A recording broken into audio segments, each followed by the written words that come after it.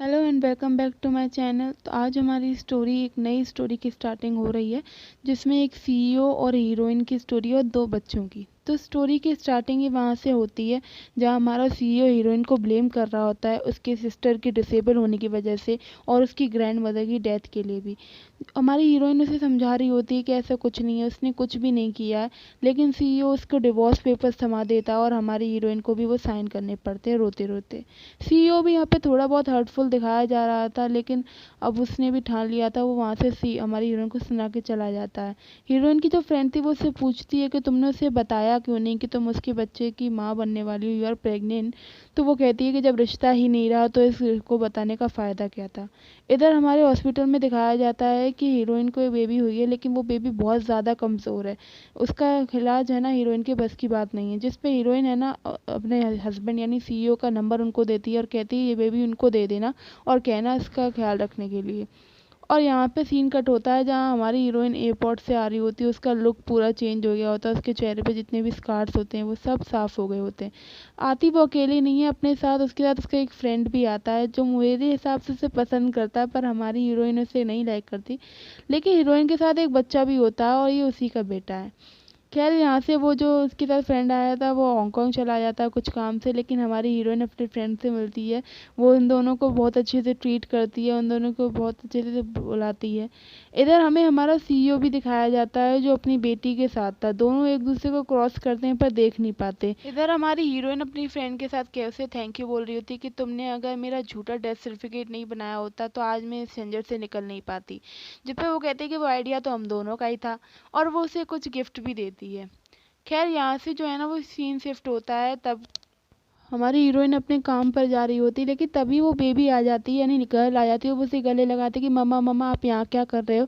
हमारी हीरोइन को पता था कि ये उसकी बेटी है, उसकी फ्रेंड के थ्रू वो उसकी इन्फॉर्मेशन लेती थी कि उसका इलाज हो रहा है या नहीं, वो ठीक है या नहीं, ये सब कुछ जानकारी ले रही होती थी स्टार्टिंग से ही। तो वो पहचान जाती है, लेकिन वो है ना थोड़ा डर भी जाती है। वो सोचती है उससे मिलने का, लेकिन उसका काम के जो बॉस था वो कहता है कि तुम्हें यार बॉस से मिलना ही पड़ेगा, वो बहुत बड़े सीईओ है, तुम्हें यहाँ मिलना ही पड़ेगा।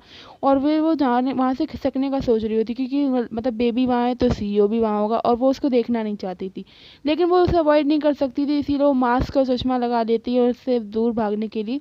वहीं उसे दिखाई देती है हमारी इस सीरीज़ की सौतन, यानी उसकी जो सौतन, वो जो है ना उसे फ्लैशबैक आता है कि कैसे जब वो उसकी ग्रैंड माँ को उसकी सौतन ने किडनैप कर लिया था, कि सिर्फ इसलिए क्योंकि वो चाहती थी कि वो हीरोइन सीईओ को छोड़ दे।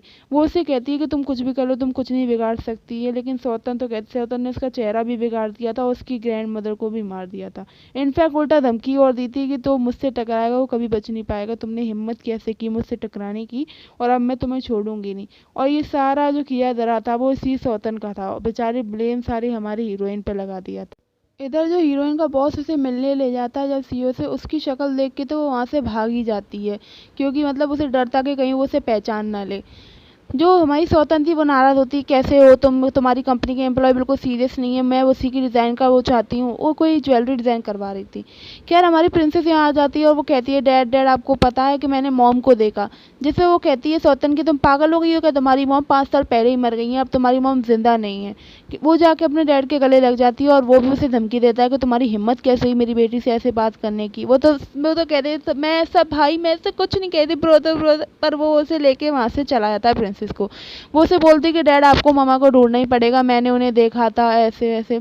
हमारा हीरो भी सुन रहा होता है, थोड़ा बहुत गौर कर रहा होता है उसकी बातों पर। फिर ना वो लोग क्या करते हैं, जब वो बाहर निकल के ही आते हैं तभी तुरंत देखता है कि वो गाड़ी से हमारी हीरोइन जा रही होती है, जिसको प्रिंसेस देख लेती है। वो कहती डैड जल्दी चलो इस गाड़ी के पीछे चलो, लेकिन डैड के दिमाग में तो कुछ और ही चल रहा था, और वो अपने जो सेक्रेटरी है उसको जानने की, उसके पीछे जाने की कह देते हैं। इधर हीरोइन घर पहुंचती है और अपना सामान पैक करने लगती है, क्योंकि वो उसे डर लगता था कि कहीं अगर हीरो को पता चल गया, मतलब सीईओ को पता चल गया, तो वो उसके बेटे को भी उससे छीन लेगा। लेकिन उसकी फ्रेंड उसे समझाती कि तुम कैसी बातें कर रही हो, दुनिया के हिसाब से तुम 4 साल पहले ही मर चुकी हो, तुम्हें इस बारे में अब सोचना ही नहीं चाहिए। हीरोइन भी थोड़ा शांत हो जाती है कि तुम सही कह रही हो, और वो दोनों एकदम बैठ जाते हैं। लेकिन तभी है ना जब वो बाहर देखती है तो वहाँ सीईओ होता है। ये सब देख के ना सीईओ को भी फ्लैशबैक याद आता है कि कैसे फ्लैशबैक में जो हमारी हीरोइन की फ्रेंड थी उसने उसे बच्ची थमाई थी और साथ में है ना कहा था कि अब हीरोइन जिंदा नहीं रही है, जिस पे वो पहले यकीन नहीं करता कि तुम पागल हो गई, तो मुझे उल्लू की बना रही हो, ऐसे झूठ भी बोल सकती हो तुम। जिससे वो बताती है कि तुम कैसे इंसान हो, पहले तुमने उसके साथ इतना बुरा बिहेवियर किया, उसे छोड़ दिया और अब तुम उसकी मौत का भी मजाक उड़ा रहे, ये देखो उसका डेथ सर्टिफिकेट भी दिखाती है। जब वो कहता है कि मुझे उसकी डेड बॉडी देखे बिना यकीन नहीं होगा, तो तब वो उसको है ना एक फ़ोटो देती है कि ये देखो ये है, वहाँ यहाँ पर प्रेसिडेंट ये सब सोच ही रहा होता है।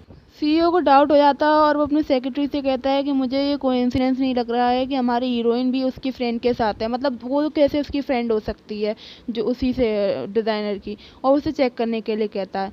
अगले दिन जब वो अपनी बेटी के साथ जा रहा होता है और हमारी हीरोइन और अपने बेटे के साथ दोनों सेम ही मॉल में आए होते हैं, जब वो आते हैं तो हीरोइन को वॉशरूम जाना होता है, इसलिए वो वॉशरूम चली जाती है और जो लड़का था मतलब वो गेमिंग जोन में चला जाता है। जो सीईओ की बेटी है वो भी वहाँ गेमिंग जोन में जाने की जिद करती है, जिस पे वो उसे भेज देता है। जहाँ पर वो जाती है तो उसके भाई से मिलती है, यानी उसके बिग ब्रदर से। पहले तो वो उससे दोस्ती करने के लिए कहती है, उसको इतनी अच्छे से मतलब एक्सीलेंसी देखकर उसकी गेम में, जिस पे वो मना कर देता है। तो वो उससे कहती है कि अगर तुम मुझसे दोस्ती नहीं करोगे तो मैं ऐसे ही तुमसे कहती रहूँगी बार बार, इनफैक्ट रोना भी चालू कर देती है, जिस पे वो है ना मान ही जाता है और दोस्त बन जाता है। इधर हमारा जो सीईओ है वो पीछे पीछे जाता है हीरोइन के पीछे पीछे, मतलब वो उसको देख लेता है, उसको देख के उसे सब याद आता है कि कैसे वो उससे पहले प्यार करता था और उसके जो घर वाले थे, उसकी मॉम ने उसकी हीरोइन को एक्सेप्ट नहीं किया था, लेकिन फिर भी उन सब के खिलाफ जाके उसने शादी की थी। और फिर शादी के बाद कैसे उसकी साथ उसकी वजह से उसकी दादी माँ की डेथ हो गई और ये सब कुछ सब याद आता है।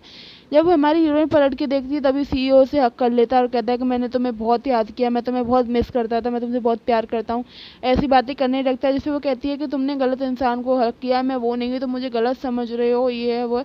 जिससे वो कहता है कि प्लीज़ प्लीज़ मेरी बात समझने की कोशिश करो, और ऐसे करके कहने लगता है। हमारी हीरोइन जब बाहर आती है और उससे कहती है कि मैं आपकी डिज़ाइनर हूँ, मैं कोई अब ये कॉन्ट्रैक्ट ख़त्म करना चाहती हूँ, मैं इसे कंटिन्यू करना नहीं करना चाहती। जिस पे वो है ना समझाता है, उससे कहता है कि तुम्हारी मर्ज़ी नहीं चलेगी, तुमने कॉन्ट्रैक्ट साइन किया है, अब तुम्हें ये डिज़ाइनिंग करनी ही पड़ेगी। यानी वो एक तरीके से उसे ऑफिशियल जो डॉक्यूमेंट्स थे उसमें फंसाने की कोशिश कर रहा होता है ताकि वो उसे छोड़ कर ना जाए। खैर इधर से सीन कट हो जाता है, वो लोग अपने अपने घर को चले जाते हैं, जहाँ पर हमारी जो प्रिंसेस थी यानी जो सीईओ की बेटी थी वो उसे बताती है कि डैड मैंने आज आप ही के जैसा एक हैंडसम लड़का देखा था। जिस पे उसके डैड कहते हैं कि तुम्हें पता है ना कि तुम्हारे डैड बहुत ही ज़्यादा एक्सीडेंट है, ऐसे मिलना बहुत मुश्किल है, मतलब अपने आप को बहुत ज़्यादा वो कर रहा था। जैसे वो कहती है अरे मैं झूठ थोड़ी बोलूँगी, मैं सच बोल रही हूँ, मैंने आज देखा था। इधर हम एक है ना हमारी वो एक अंधेरा सा सीन दिखाया जाता है जहाँ पर जो प्रिंसेस थी उसके कपड़ों पे खून लगा हुआ था और वो है ना हमारी हीरोइन से पूछ रही होती है कि मम्मा आपने मुझे क्यों छोड़ दिया और अब आप आए हो वापस तो आप फिर से मुझे छोड़ के चले जाओगे, क्या आप मुझसे प्यार नहीं करते, क्या आप मुझसे बिल्कुल भी मुझे पसंद नहीं करते हो। वो उसे समझाने की कोशिश करती है कि नहीं मैं तुमसे बहुत प्यार करती हूँ, मैं तुम्हें छोड़ना नहीं चाहती थी, मेरी मजबूरी थी तुम्हें छोड़ना। लेकिन वो कहते हैं कि नहीं मम्मा आप मुझे छोड़ना चाहती हो, आप मुझे कभी चाहती ही नहीं थी, इसीलिए आप मुझे छोड़ के चली गई थी। और वो एकदम जा रही होती है दूर, जब वो जा ही रही होती है तभी एकदम ही सीईओ आ जाता है, वो उसका गला पकड़ लेता है कि तुम्हारी वजह से मैंने अपनी बेटी को खो दिया, तुम्हारी वजह से ये सब कुछ हुआ है, मैं तुम्हें कभी माफ़ नहीं करूँगी अगर उससे कुछ हो गया। और एकदम से मतलब ये देख के ना हमारी हीरोइन उठ जाती है, मतलब ये सब उसका सपना था, वो सपने में देख रही होती है। लेकिन तभी उसे कॉल आता है कि जो हमारी प्रिंसेस की तबीयत बहुत ज़्यादा ख़राब है एक्चुअली में, और वो हॉस्पिटल में एडमिट है। खैर इसके आगे की स्टोरी क्या होगी वो हम कल पता करेंगे, कल के पार्ट में, सेकंड पार्ट में। लेकिन तब तक चैनल सब्सक्राइब कर लो, देखो यार सब्सक्राइब कर लिया करो वरना वीडियो को बनाने का फ़ायदा क्या है मेरे हैं। और वीडियो लाइक कर लो, और कोई और ड्रामा चाहिए हो तो कमेंट करो यार। चलो बाय, टेक केयर। हाँ।